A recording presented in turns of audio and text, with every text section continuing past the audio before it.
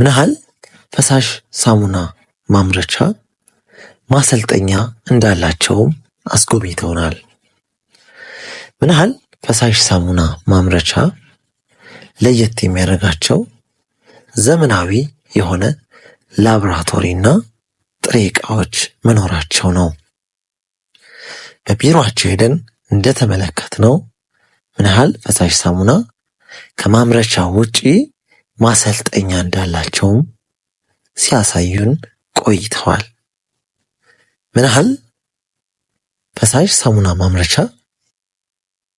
በጥራታቸውና በታማኝነታቸው እንዲሁም በዘመናዊ መሳሪያ መኖራቸው ተመራጭ ያደርጋቸዋል። ምን ያህል የፈሳሽ ሳሙና ማምረቻ ኤሌክትሮኒክስ መደብር እንዳላቸው እንዲሁም ምድጃና ምጣድ ጥገና እንዳላቸው አስመልክተውን ነበር።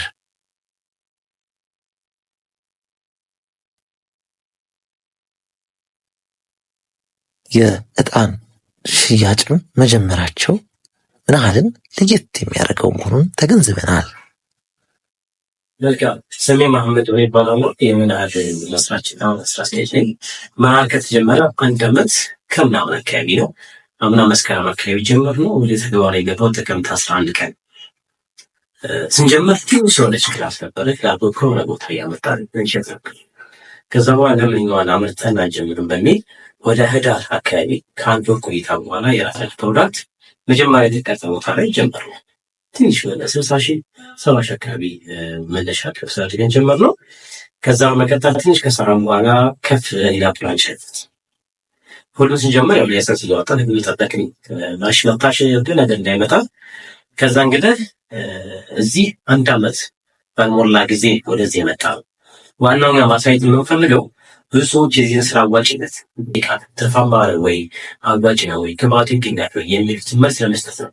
ስራው አዋጭ ግን ማንኛውም ስራ አዋጭ የሚሆነው ምንም ትርፍ ቢገኝበት አንድ ሽጦ መዋል አይደለም። የተለያየ ምርቶችን ከአንድ ዕቃ ትንሽ ትርፍ ይዞ ብዙ ምርቶችን ሽጦ መዋል አትራፊ ነው።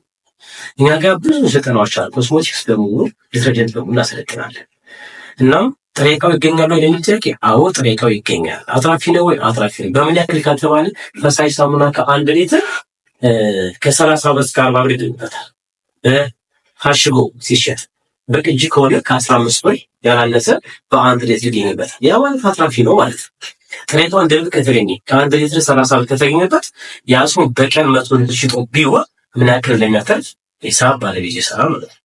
ሌላው ስለ እኛ ጋር ያሉ ምርቶች ዕጣን አለ። በተጨማሪ ዕጣን እናከፋፍላለን፣ እናመርታለን። ዕጣን በጣም አትራፊ የሆነ ስራ ነው። በችግሩ ስናየው ስንት ላይ እንደንታቸው ነው 10 ብር በፍሬ የሚሸጡት።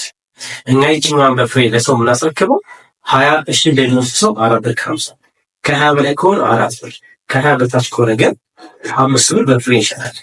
ሲያሰው ከረክቦ ወስዶ ፍራጋራ ብዙ ከስተመሮች መሸጥ ይችላል ማለት ነው። እንዲሁም በስካውን በእኛ ብራንች ያሉ አዲስ አበባ ላይ 4 ብራንቾች አሉ። አዳማ ላይም ያው አለ፣ ድሬዳዋ ላይ፣ ጅጅጋ አካባቢ ወደ ደሴ መካነ ሰላም አድራሻ መስመር ላይ አንድ አለ። እነዚህ ሁሉ እኛ ከጀመርነው በኋላ ጀምረው ሰልጥነው የራሳቸውን ስራ የጀመሩ ትርፋማ ናቸው። እኛ ለእነሱ የምንሰጠው ሰርቪስ የመጀመሪያው የኬሚካል አቅርቦት ነው። ሁለተኛ ሲሰሩ ሲበላሽ እነሱ ጋይድ ማድረግ፣ መምከር፣ ሰፖርት ማድረግ።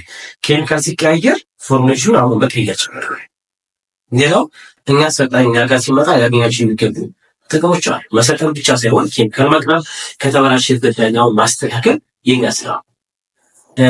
ከስልጠና በተጨማሪ ማሽነሪ እናመርታለን። የአጃክስ የደግ ሳሙና ማንኛውም ማሽነሪ እናመርታለን፣ እንገጣጥማለን። ሰው መጥቶ ሳምፕል ያይና ኦርደር ያደርጋል።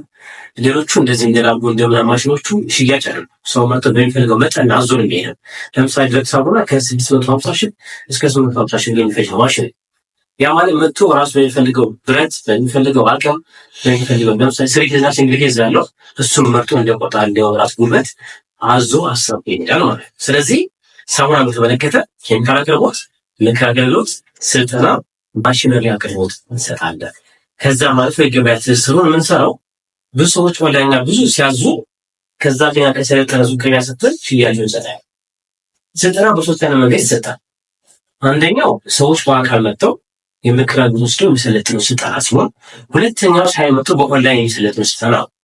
ሶስተኛውና የተሻለ ስልጠና እኛ እነሱ ጋር ሄደን የምናሰለጥንበት አጋጣሚ ያ ለማንኛውም ሰው አይሰጥም። ለአቅመ ደካሞች መምጣት ለማይችሉ ችግር አለባቸው ምክንያታዊ ለሆኑ ሰዎች ለምሳሌ ጥሮታ ያወጡ ሰዎች እኛ ጋር መጥተው ማሰልጠን ሳይችሉ ሲቀሩ እኛ ቦታቸው ድረስ ሄደን አሰልጥነናቸው ስራ አስጀምረናቸው እንመጣለን ማለት ነው።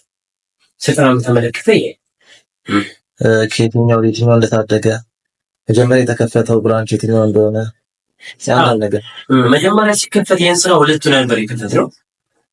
መጀመሪያ ከመከፈቱ በፊት እንደነገርኩ እኔ ከሆነ ሰው ነበር ማመጣው። በዚሁ አጋጣሚ ላመሰግን የምወደው ንጉሴ የሚባል አንድ ሰው አለ።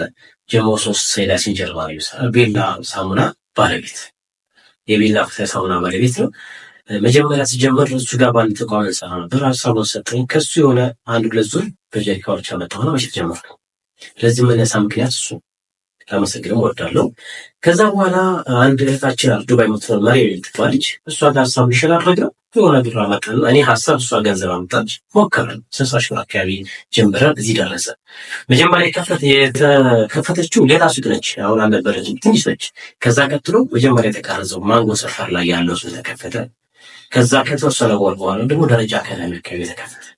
አሁን ኬሚካል ቤቱ ደግሞ በሰፈራና በደረጃ መካከል ላይ ኬሚካል ቤቱ ተከፈተ። አሁን እዚህ ደረሰ ማለት ነው። በመሀል ከ15 በላይ ሰራተኞች አሉ። አጠቃላይ እጣን ላይ ወደ 6 አሉ። ላቁ ላይ እንደዛው ይቀርጻሉ ማለት ነው። ኬሚካል ሽያጭ ላይ ሁለት ባለሙያዎች አሉ። አንዱ የኬሚካል ሼር ከፈት ነው። እሱ እንዳል ባለቤት እና ኬሚካል ኢንጂነሪንግ ነው። ኬሚካል ሲወር ከኛ ጋር መጀመሪያ ቼክ አድርገዋል። ብራንዳችን ብቻ ዱባይ ቻይና በማለት አለ ኬሚካሉ ጤናማ ነው ወይ አልተነፈሰም አየር አልገባበትም ወይ የሚለው ያን የሚያደርገው ኦማር የሚባል ባልደረባችን አለ። ሙሉ ሂደቱን ሲለው ኬሚካሎች ይሸጣል። ስለዚህ አሁን መጀመሪያ የተከፈተው ሌላ ሱቅ ነው። ቀጥሎ ባንኮ 3ኛ ደረጃ 4ኛ ሰፈራ ላይ ተከፈተ። እጣኑ በቅርብ ነው የከፈተው። ኦልሞስት 2 ወር አካባቢ ሊሆነው ግን በጣም አትራፊና ጥሩ የሆነ ስራ ማንም ሰው ቢሞክረው አይጎዳበትም ቢያስ በጣም ጥሩ። ከሳሙናው ጎን ለጎን የኤሌክትሪክን ቤት እንዳላቸው አይተናል። ስለሱ እስቲ ያለ ነገር ኤሌክትሪክ ቤቱ በሆነ አጋጣሚ እንዲሸጥ ስናደርግ የሆነ ሰው ይሰራ ነበር። ለምን ከፍ አላደረገውም በሚል ገና ጅማሮ ነው ልናስፋው እንፈልጋለን። ምንድነው ይሄኛው መነሻ የሆነን ደግሞ እንደዚህ ሌላ ሰው እንደዚህ ሰው ሼር ስናደርግ አንድ ታችን ወደ ኒውዚላንድ ትዘምትሰራለች ምጣብሽ በአጋጣሚ ፈለገች ወደ ወለጋ ሚላክ። ስለዚህ እሱን አገናኝ ነው አሰውየው ስራ ነው። ለምን አብረን አንሰራው፣ ለምን የኛ እናደርገው፣ ለምን አናሰፋውን በሚል ያመጣል ቤት አሁን በቅኝ ከፈት ነው። ወደ መርካቶ ማለት ነው ይቻላል። ኬሚካል ቤት መርካቶ ማለት ያው መቅረጻችን ነው ስለሆነ ኔክስት ይገባል እና ምጣድ ቤቱ የሚሰራው ወደ ገጠር ማህበረሰብ ላቀች ወይም እቺ ተደምዶ የዚህ ማርሱ ታዳለች። እሷ ሂሮ ሁሉ ይገጥማል። በቅርቡ ወደ ኩርፋ የሚባል ቦታ ላይ ገጥማ መጣናል። አሰላም ሷ ማለት ዳዳ ማለት ነው። ላቀች በዛ መልክ ይሰራል። ኤሌክትሪክ ምጣድ አዲስ ነው አዲስ ከአኖማል ማስረከብ ባሉበት ማድረስ አሁን መጠቀም ኤሌክትሪክ ሙሉ ዝርጋታ ሰራለን። የቤት አዲስ ፌሽን ያለ ቤት ኤሌክትሪክ ዝርጋታ ይሰራል። በመጨረሻ ምን ያክል ነው በቃ የመጨረሻ ማደግ የሚችለው? በምን ያክል ደረጃ በፋብሪካ ደረጃ ነው የምትፈልጉት ወይስ እንዴት አድርጋችሁ መጨረሻውን ታስባችሁ? እንደነገርኩ በአንድ ጊዜ ነገሮች መሆን አይችልም። እንደ ፕላን ያቀድነው አለ አንድ ይሄ ስራ በትስስር ነው የምንሰራው። አሁንም አቅም ያላቸው ሰዎች ከእኛ ጋር እየሰሩ ያሉ አሉ። እነሱን መጀመሪያ ላይ ኬሚካል ከውጭ ማስመጣት የመጀመሪያ ፕሮግራም ይችላል። ወደ ፋብሪካ ከማስገባት በፊት ኬሚካል ከሀገር ውስጥ ከአካባቢ ተረክበን ነው የሚሸጠው። አሁን ግን የመጀመሪያው ፕላናችን ከውጭ የሚገቡ ጥሬ እቃዎችን በሙሉ ማስመጣት እንጋ ማምጣት። ለምሳሌ የፈሳሽ ሳሙና፣ የደረቅ ሳሙና ኬሚካሎች፣ ሞልዶች፣ ፕላስቲክ ሞልድ፣ የሻማ ሞልዶች ሀገር ውስጥ አይመረቱ። የመጀመሪያው እቅዳችን ከውጭ የሚገቡ እቃዎች በሙሉ ሀገር ውስጥ አምጥቶ እነሱን መሸጥ ነው። እሱ ላይ ኢንቨስት ማድረግ በየክፍለ ሀገሩ ለምሳሌ ወሎ፣ ደሴ፣ ባህር ዳር፣ ጎጃም፣ ጅማ አይነት ከስተመሮች ለኬሚካል ብለው ተጨማሪዎች እንዳይጋረቡ ደሴ ያለ ሰው ኬሚካል ሲያዘለኛ ከዚህ ስንልክ የትራንስፖርት የሰራተኛ ደምረንበት ነው። እዛኛ ከከፈትን ግን ከዛ ውጪ ይድናል። ሰው በፈለገው ቀን ዛሬ ምርት አልቆበት በሳምንት ወደ ቀን ነው የሚደርስለት። ያ እንዳይሆን እዛም በየቦታው ቢያንስ በክልል ከተሞች ላይ ኬሚካሎችን ማቅረብ የመጀመሪያው እቅዳችን። ከዛ በመቀጠል ሌላው እቅዳችን እንዳልከው በፋብሪካ ደረጃ ማደግ ነው። ግን ከዛ የሚቀርበው ኬሚካሎች የውጭ ግብአቶች በሙሉ አገር ውስጥ ማምጣትና መሸጥ። በጣም አሪፍ። መንግስት ምን ያክል ነው እናንተ እያደረጋችሁለት ላላችሁት ከውጭ የሚቀንሰውን ነገር ሀገር ውስጥ እየሰራችሁ ስለሆነ እስካሁን በምን እያገዛችሁ ነው ወይስ በምን እንዲያገዛችሁ ትፈልጋላችሁ? እስካሁን ከመንግስት ምንም አይነት ድጋፍ አልጠየቅንም። እንትን አለ። ኔክስት ግን አሁን የአብዮቹ ጉዳይ ሲመጣ ወደ አሁን ያለ ነው ባለችን በአቅማችን ማድረግ መነሳት ስለቻለን አልጠየቅንም። ግን ከጎናችን ያሉ ድርጅቶች አሉ። ዳሽን ባንክ አሁን በነገሮች ከኛ ጋር አብሮ ይሰራል። እንዲሁም ኢንዶኔዥያ ኤምባሲ ኬሚካሎችን በማምጣት ከኛ ጋር የጀመርናቸው እንትኖች አሉ። ኬሚካሎችን በነሱ በኩል ማምጣት እንደሚችል የተሰራ ያለ ስራ አለ።